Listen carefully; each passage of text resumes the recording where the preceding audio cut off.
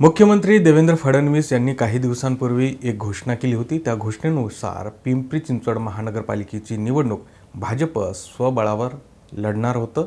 त्याचबरोबर राष्ट्रवादी ही विरोधात नाही तर राष्ट्रवादीसोबत आपण मैत्रीपूर्ण लढतो आहोत अशी घोषणा देवेंद्र फडणवीस यांनी केली होती। मात्र या घोषणेला छेद देत आज अजित पवार यांनी ओपन वॉरला सुरुवात केली आहे। होय, अर्थातच पिंपरी चिंचवडमध्ये अजित पवार यांनी तब्बल 2.5 तास पत्रकार परिषद घेतली आणि या पत्रकार परिषदेमध्ये स्वतः अजित पवार 1 तास 40 मिनिटं बोलत होते। आपल्या एकूणच पत्रकार परिषदेमध्ये त्यांनी पिंपरी चिंचवड शहरातल्या भाजपच्या कारभारावर बोट ठेवलं, इथल्या नेत्यांना लक्ष केलं आणि भ्रष्टाचार त्याचबरोबर इथली निष्क्रियता अशी 2 शस्त्र बाहेर काढली। मात्र अजित पवारांनी केलेल्या या सगळ्या आरोपांचा येत्या काळामध्ये निवडणुकीवर किंवा एकूणच मतदारांवर काही परिणाम होणार आहे का आणि त्या सगळ्या आरोपांना इथले स्थानिक नेते उत्तर देतील का, याकडे आता सगळ्यांचं लक्ष लागलंय। अजित पवार यांनी पत्रकार परिषदेमध्ये केलेले गंभीर आरोप कोणते होते, पत्रकार परिषदेमध्ये बोलत असताना ते कुठे चुकले का आणि एकूणच त्यांच्यासाठी ही लढाई किती प्रतिष्ठेची आहे, जाणून घेऊया पुढच्या काही मिनिटात। नमस्कार, मी गोविंद वाकडे आणि तुम्ही पाहताय न्यूज 18 लोकमत।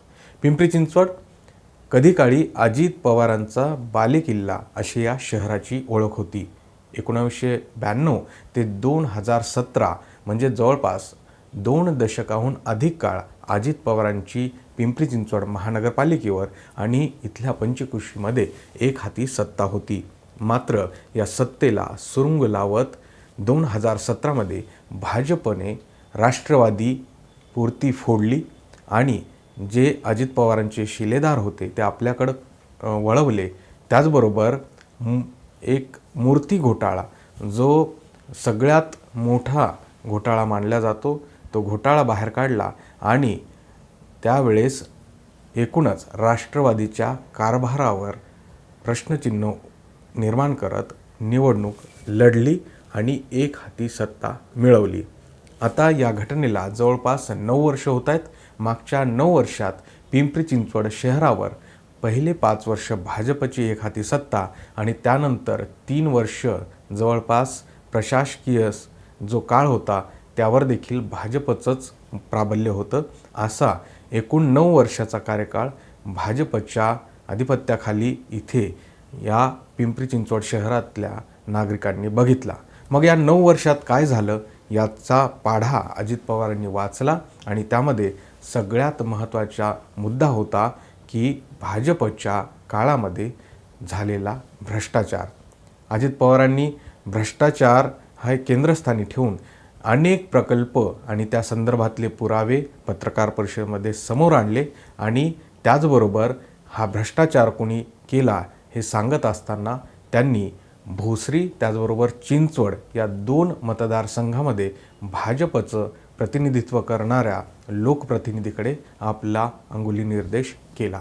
अर्थातच हे करण्यामागचं नेमकं कारण हे होतं की अजित पवारांना आता ही निवडणूक थेट आरोप करत किंवा आरोपाची राळ उठवत हे मुद्दे पुढे आणायचे नव्हते, तर या मुद्द्याद्वारे त्यांनी नागरिकांचं मतदारांचं लक्ष वेधण्याचा प्रयत्न केला। सगळ्यात महत्त्वाचा मुद्दा त्यांनी जो उपस्थित केला तो पहिला मुद्दा असा होता की मागच्या 9 वर्षामध्ये या महानगरपालिकेने जवळपास 60,000 कोटीचा अर्थसंकल्प सादर केला। म्हणजे एवढे पैसे त्यांनी उपयोगात आणले। मात्र आज जर या शहराची परिस्थिती बघितली तर या शहरात एकही डोळ्यात भरेल असा मोठा भव्य दिव्य विकास प्रकल्प उभा राहिला नाही।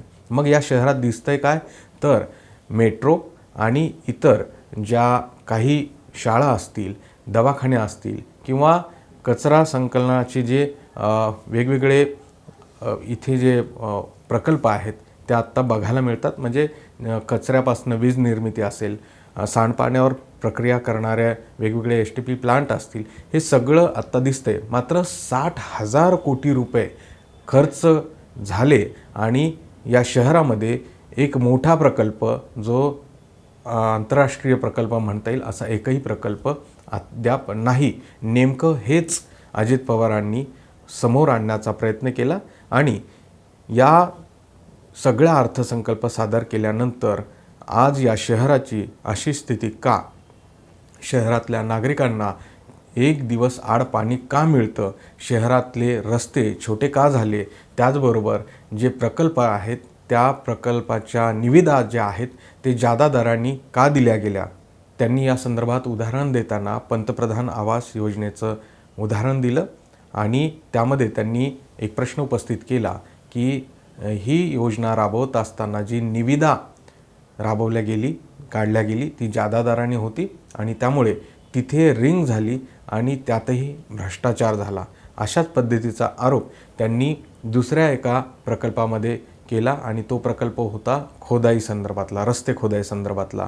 अजित पवारांच्या म्हणण्यानुसार पिंपरी चिंचवड शहरामध्ये आता रस्ते खोदाई माफिया देखील दाखल झालेला आहे आणि त्यामुळे या शहरामध्ये जे ठेकेदार आहेत ते शहराला लुटत आहेत. अर्थातच हे सांगत असताना ते वारंवार सांगत होते की या शहरातले भाजपचे जे लोकप्रतिनिधी आहेत त्यांचं पाठबळ प्रशासनात होणाऱ्या भ्रष्टाचाराला आहे, ठेकेदार जे रिंग करतायत त्याला देखील आहे आणि त्यामुळे इथले जे स्थानिक भाजपाई नेते आहेत त्यांना सत्तेची मस्ती आणि नशा आली असे शब्द देखील अजित पवारांनी वापरले.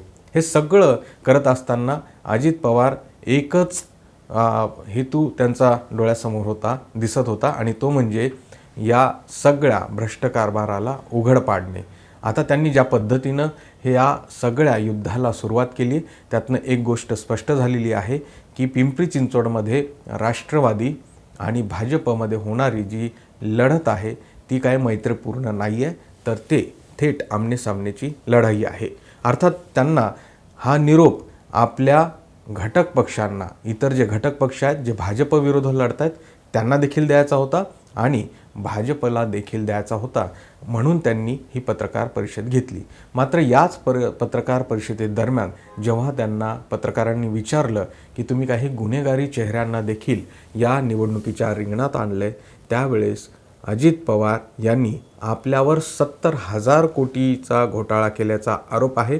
मात्र आरोप हा सिद्ध झालेला नाही आहे, तर ज्यांनी माझ्यावर हा आरोप केला त्यांच्यासोबतच मी सत्तेत बसलोय असं सांगत गुन्हेगारी प्रवृत्तीचं लंगडं समर्थन केल्याचं बघायला मिळालं. अजित पवार इथे चुकले का?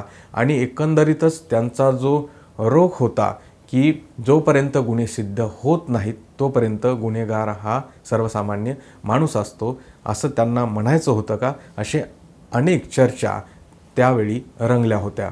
मात्र एकूणच जर बघायला गेलं तर अजित पवार यांनी ज्या पद्धतीनं स्थानिक नेत्यांना लक्ष केलं, त्यांच्या वेगवेगळ्या प्रकल्पातील असलेले संबंध आणि त्या संदर्भातले पुरावे सादर केले, यावरनं एक गोष्ट स्पष्ट होते की अजित पवार या सगळ्या निवडणुकीमध्ये अतिशय आक्रमकपणे उतरलेले बघायला मिळाले. अर्थातच पुढचे 12 दिवस या सगळ्या मुद्द्यांवर आता नागरिक चर्चा करतील किंवा एकूणच या भ्रष्टाचाराच्या चौकशी अजित पवारांनी उपमुख्यमंत्री या नात्याने आत्ताच करणं गरजेचं असताना आपली सत्ता आल्यानंतर आपण या सगळ्या प्रकरणाची जे आरोप अजित पवारांनी स्वतःहून केले त्या सगळ्या प्रकरणाची चौकशी करू असं त्यांनी आश्वासन दिलं. या आश्वासनावर नागरिक विश्वास ठेवतात का याकडे देखील आता सगळ्यांचं लक्ष लागले. दुसरीकडे अजित पवारांनी विकास कामाचा म्हणजे त्यांच्या कार्यकाळात झालेल्या विकास कामांचा पाढा देखील वाचला आणि त्यानंतरच्या काळामध्ये या शहराची झालेली वाताहत देखील मांडली आणि अर्थातच हे सगळं कशामुळं झालं तर इथल्या नेत्यांना दूरदृष्टी नाही हे ते वारंवार सांगत होते. इथले नेते किंवा भाजपचा कारभार हा निष्क्रिय आहे हे देखील त्यांनी सांगण्याचा प्रयत्न केला. या शहरामध्ये आत्ता जे महत्त्वाचे 2 मुद्दे आहेत जे नागरिकांच्या अतिशय जिव्हाळ्याचे आहेत ते म्हणजे एक पाणी प्रश्न. या शहराला आजही 1 दिवसाआड पाणी मिळतं आणि ते पाणी दररोज मी तुम्हाला उपलब्ध करून देईल असं महत्त्वाचं आश्वासन अजित पवार यांनी दिलं या पत्रकार परिषदेमध्ये. त्याचबरोबर दुसरं एक महत्त्वाचं आश्वासन दिलं, या शहराचा पुढच्या 30 वर्षाचा एक आलेख लक्षात घेता जो प्रारूप आराखडा DP प्लान डेव्हलपमेंट प्लान जो मंजूर केला गेला आहे त्या DPवर जवळपास 50,000हून अधिक हरकती आल्या आणि या सगळ्या DP प्लॅनमध्ये जेव्हा ह्या हरकती घेतल्या गेल्या याचा अर्थ अजित पवारांनी असं सांगितला की हा सगळा DP प्लॅन बनवत असताना सर्वसामान्यांची स्वप्न उद्ध्वस्त केल्या गेली आणि अर्थातच जे बांधकाम व्यावसायिक आहेत त्यांचं हित जोपासलं गेलं. म्हणजे DP प्लॅन बनवत असताना देखील भ्रष्टाचार झाल्याचा एकंदरीत त्यांनी एक रोष जो आहे तो इथे व्यक्त केला. मात्र हा जो वादात अडकलेला किंवा वादग्रस्त DP आहे तो रद्द करण्याचं आश्वासन देखील त्यांनी या पत्रकार परिषदेमध्ये दिलं. याचाच अर्थ अजित पवार यांचे मनसुबे फार स्पष्ट आहेत की या शहराच्या विकासाच्या दृष्टिकोनातनं आपल्याला जे मुद्दे मांडायचे ते त्यांनी मांडले, आक्रमकपणे मांडले आणि आता या सगळ्या आरोपांचं खंडन किंवा आरोपाला थेट पद्धतीनं उत्तर देण्याची धमक इथले जे कारभारी आहेत, भाजपचे नेते आहेत ते दाखवतात का, याकडे सगळ्यांचं लक्ष लागलं आहे. तुर्तास एवढंच. धन्यवाद.